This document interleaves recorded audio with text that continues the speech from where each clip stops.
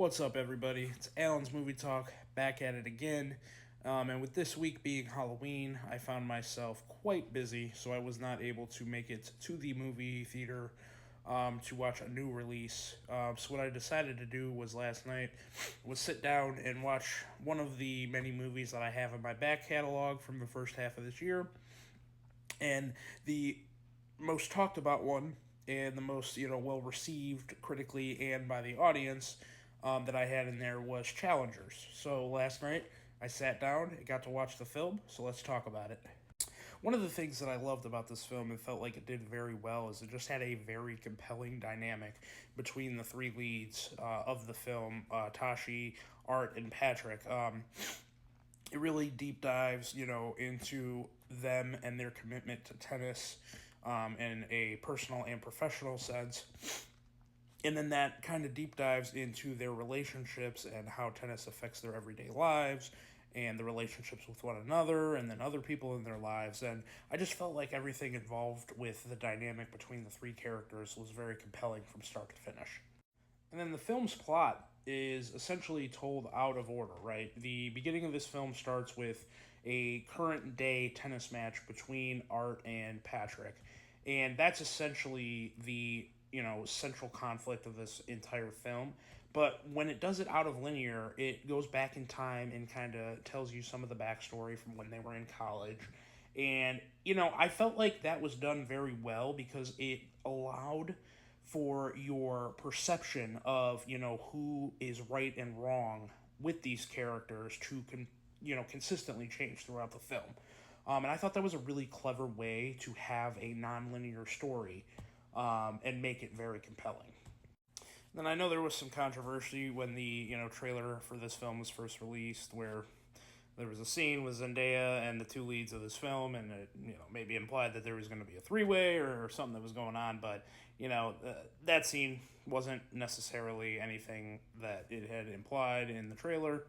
There's definitely some shocking moments in it.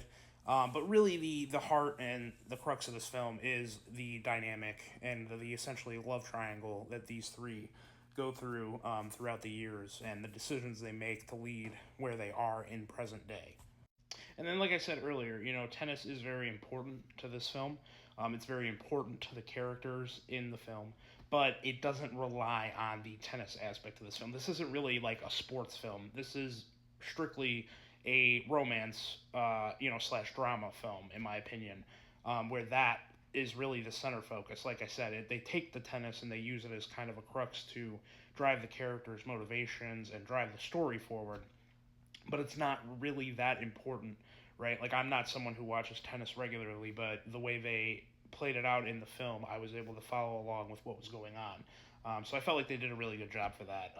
But if you're someone who saw the preview for this movie and you're, a diehard sports fan or anything like that, like I said, the tennis kind of takes a back seat really to the relationship between the characters. And then two, this film just has a really high energy with it.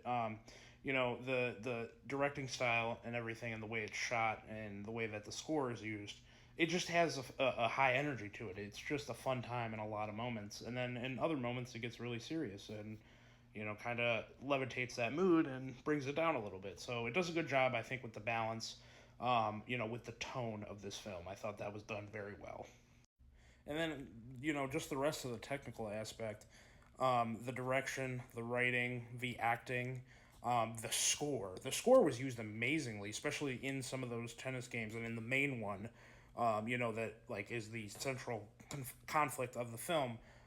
They do a good job with the score of using certain sound moments to make you feel what's going on, in these characters' lives and in the moment. So I felt like that was done very well. Everything from a technical aspect in this film was done fantastically. I had absolutely no complaints. Like I said, direction, writing, acting, score, visuals, all fantastic. Can't really have nothing negative to say about those. And then obviously on the acting side, another standout performance from Zendaya. I'm not a huge fan of her as like MJ or anything like that. Kind of seems like the paycheck role for her. But if you've seen her in Euphoria, we know that she can act her ass off when she's given the right material and, is in the right film, and Challengers is no different than something like that. She has to play a pretty deplorable person and a pretty bad person, in my opinion, at least morally, in this film. And I felt like she did a fantastic job of, playing that side and then also having to be charming, in other moments in the film. So, yeah, she's the standout for me when it comes to the acting, and I felt like she did a great job. But even though overall I am very positive about this film, it was not a perfect film to me. There was definitely a few issues that I had with it by the end, especially. And the main one being, I kind of talked about how the way that it's told in a non-linear fashion, where, it positions certain characters as if they're in the right. And then usually 20 to 30 minutes after that, that's completely undone. And that kind of, goes into my first dislike of this film, is that the three leads out of them, none of them are really likable people. They all do terrible things. That other some characters do things not as bad as others, right? Like I think there are clear indications as to who are the worst out of this group of three. But even the one that I think, and in my head, I think, oh, he's the one that did the least amount of terrible things in the film. He still had some things that he did that were definitely questionable. So pretty much the characters and the three main leads, none of them are likable. You can't really root for any of them, especially by the end of the film. So that did bother me a bit. I feel like I would have probably preferred and really liked this movie a lot more if I had one character that I can say, kind of look at as the protagonist of this film. But they didn't do a great job with that, and I think it was intentional. I'm not saying that it happened by the way the script was written or anything, but it was, I think an intentional choice and one that made me like the movie a little bit less just because I had no one to really attach to.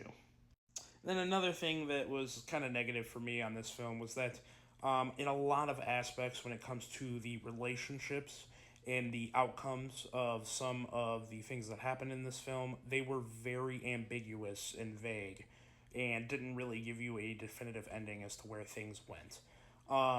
Certain aspects of the film, I understood why they decided to do that, and I was okay with it. But then there are some reprehensible things that happen, I'll say, in the back half of this film specifically, that do get some type of resolution, but I would have loved to have known where, the characters were going to stand going forward.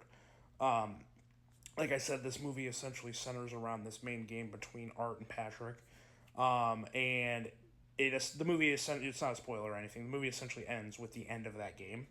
And I would have liked at least a little bit more to know what happened after, because there were some very big implications from that game and certain things that were revealed in that game, and we don't really know where that went, right? And I would prefer that. I know some people, I've seen some comments said that they actually liked that way that it ended, but I was not that. And then with the ambiguity of everything and the vagueness of everything, I felt like some of the character motivations were also vague and ambiguous. So it caused things to get a little confusing for me, where I would, a character would do something and I would think to myself, like, why is this character really doing this? Like, I don't really understand. And then there were other things that would be super obvious and the characters would still fall for it or anything like that. So overall, the ambiguity was great in some parts, and the vagueness was great in some parts, but then others, it just left me with a little bit of a bitter taste